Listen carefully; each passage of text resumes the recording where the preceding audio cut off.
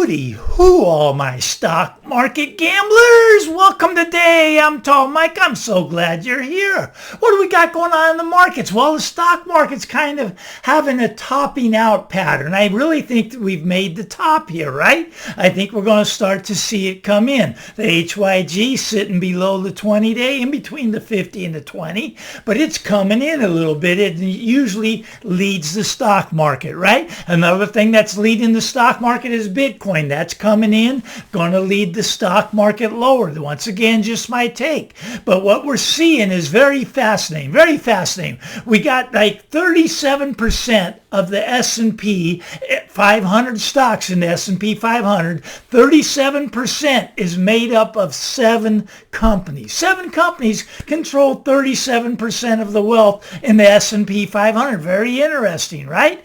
I mean, if you go with the top 10 companies, it's 44%. Almost 50% is made up by only 10 companies. The other 490 companies, they got to fight for that bottom 50%. Now, if you go back to the year 2000 where the dot-com boom was happening, Cisco Systems was like the big company, right? It's like the NVIDIA of today. Now, Cisco Systems at its peak reached about 3.7% of the GDP. Now today, NVIDIA has reached 16% of the GDP. This is phenomenal. We're never going to see anything like this again, but it's very fascinating. We're at the top now. Be very careful here. All right, let's get over to real estate and talk about that for a little bit. Now, real estate, it's never been more expensive to buy a house. Never in the history of the United States has it ever been more expensive to buy a house. That's because this is the biggest bubble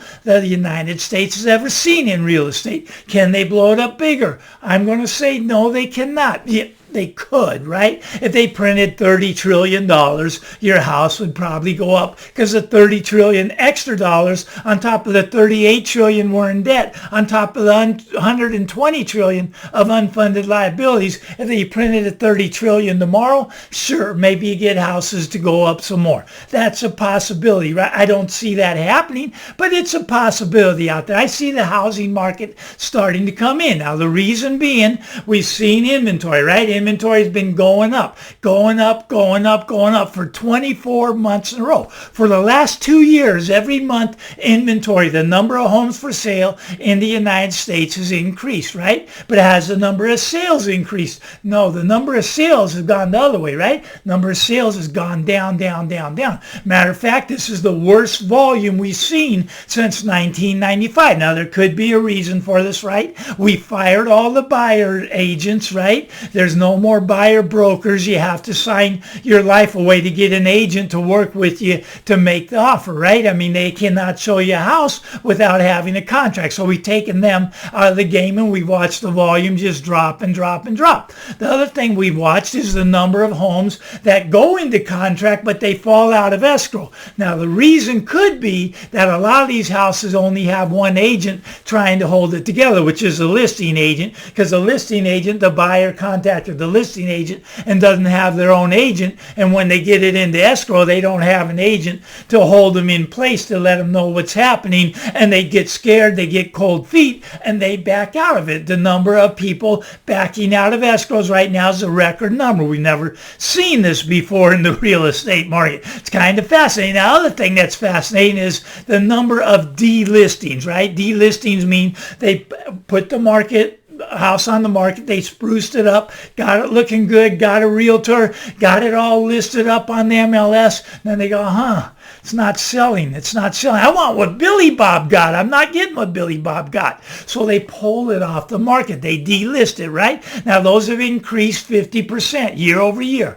The number of houses being pulled off the market that were for sale, they take them off the market, up 50% year over year. Now, this creates a shadow inventory, right? These are people that want to sell, but yet they can't sell, right? Because they can't get what Billy Bob got, so they're not going to sell. But if they can get what Billy Bob got, they would sell. The other way they might sell is if they become desperate. If they become desperate, right? If they can no longer make their mortgage payment, if they can no longer pay their property taxes, they become desperate, and then they have to sell. So it kind of creates a shadow inventory. All these people want to get out, but they can't get out at the price Billy Bob got out at, so they pull it off the market. They sit there. I'm a real estate broker. I know how this all works. It's like, well, Mike, I want to get full price for my house. I want what Billy Bob got. Well, that's great. Billy Bob sold 3 years ago. They're not selling for that today, right? So you got to take less. Well, Mike, I'm going to pull it off the house market then. Okay, what are we going to do? Let's take it off the market. So they take it off the market. They wait 3 weeks. They wait a month. And then we put it back on. And this way it looks like the days on market is less than it really is, right? Because it looks like a new listing when it comes back for sale again.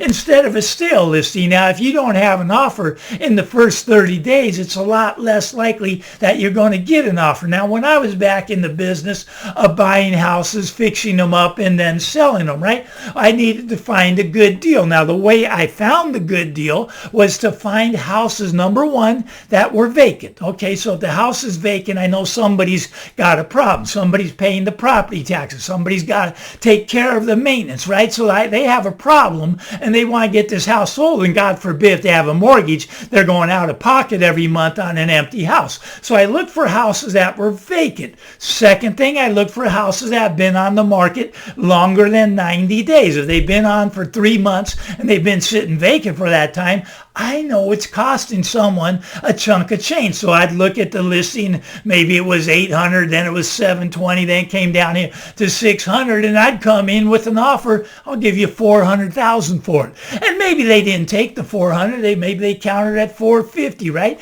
But they always are desperate at that point and they want out. So look for vacant, days on market, 90 days. Now, what do my clients look for? When I was in the business, I tell them to look for vacants, look for ones that have been on the market. What do they look for instead? They look for the one that just came on the market yesterday. It's ready to go, right? It looks like it's brand new. It's staged. It's beautiful, right? And they want me to go contact them and ask if they'll take 20% off the price they're listing it at. Well, no, they won't. They haven't even had the first open house yet. They haven't had anybody see it yet. Well, it'd be an idiot to come down to your 20% lowball offer. Go find a vacant house that's been on for 90 days. Then we'll put in the 20% lowball offer, right? And those are much more likely to be taken. The ones that are pristine, the ones that are move-in ready, the ones that are having the open house this weekend, they're not going to pull that off this weekend for 20% below, maybe 20% above the listing price.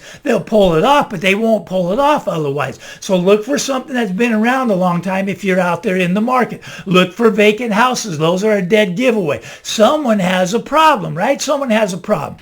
Okay, now what we got here is the housing market is going to come crashing down. Now, nobody knows the exact date. Nobody knows the exact time, but I'm pretty certain it's going to happen relatively soon. I know it's going to happen, but I'd say it's going to happen within the next 1 to 3 years, let's call it. Okay, what's going to happen? Well, what you're seeing right now is already telling you what's going to happen. You see, they cut the interest rate, right? The Federal Reserve came out the other week and they reduced the interest rate by 25 basis points. Now, why would they do that? Stock market record high, gold close to a record high. Everything's up. Let's throw some gasoline on the fire. We've only missed our target of 2% inflation for the last 4.5 years. By their own numbers, they're running over 3%, and by the real numbers, they're up at 8, 10, 12%. But they're going to get that short end of the curve down to zero right now if they do it with Jerome. That's what the Donald wants. He's got the whip out on Jerome. You lower that rate and they're dropping it. But if Jerome won't do it, Donald will bring in his own person in May of next year, right? That's when Jerome's term is up, and Jerome, bye-bye. We got my puppet in there now, and the puppet's going to reduce the short end to zero. What's going to happen to the long end?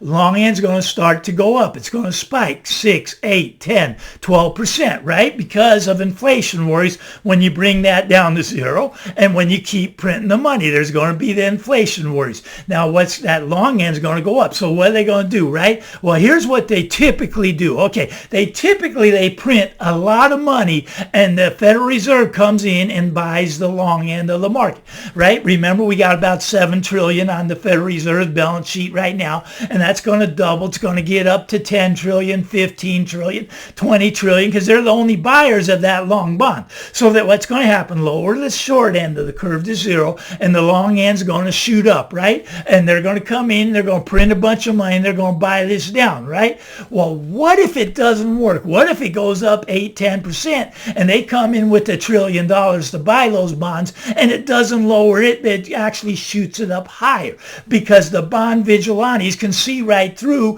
what the Federal Reserve's doing. There's no way to pay the debt back, so they're going to say that this bond, we don't want it at any cost. It's going to get up to 20, 25%. What's that going to do to your real estate prices? What's that going to do to your house? It's going to cut it down to where it's going to become the equivalent of only cash buyers will be able to buy. Because first of all, nobody's going to be able to get a loan because the banking industry is going to have no money to loan because most of those banks are going to go out of business, but they're not going to be able to get a mortgage. So you basically go to a cash system. You're going to need all cash to buy the houses. Don't worry. The houses will be about a third of where they're at right now. They will lose about 2/3 of it. Now, this isn't going to happen tomorrow. Could happen tomorrow, right? If the bond market crashes, and that's how it's going to be. It's going to be a flash crash in the bond market. It's going to send the real estate down, going to send the stock market down. The credit bubble will have finally popped, right? But a lot of people ask me the question, but Mike, what if the interest rates on the long end of the bond get up to 20%?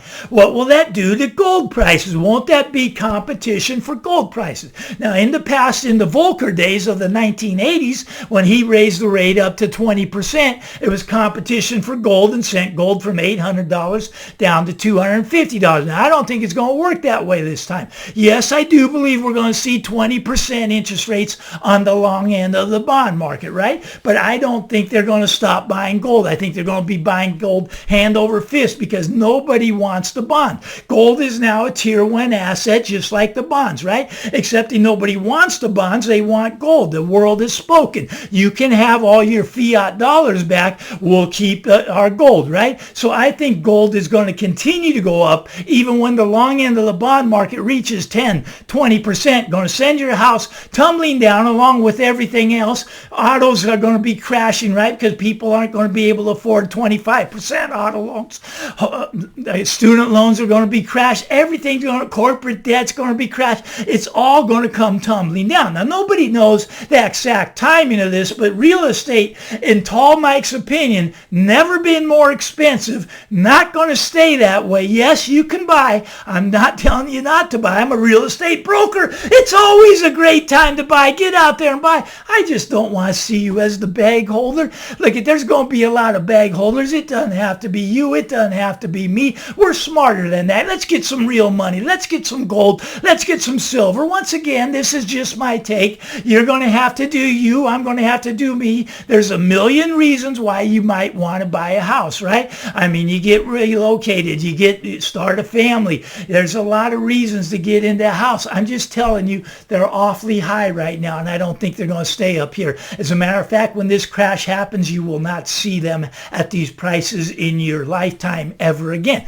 Once again, just my take. You can go with that Dave Ramsey guy. That Barbara Cochran agrees with the Dave Ramsey. That houses can only go up. That's not my take. I'm a real estate broker. I'm giving it to you straight. Sure, come buy a house from me. I'll sell it to you. I like to make my 3% commission, right? I like that. But no, I'm actually giving you good advice here. If you don't have to buy right now, you want to wait at least 6 months to a year and see how this all plays out. I'm Tall Mike. If you like this stuff, give me the thumbs up, punch the subscribe button. Get out there, everybody. Have a great day. Bye-bye now.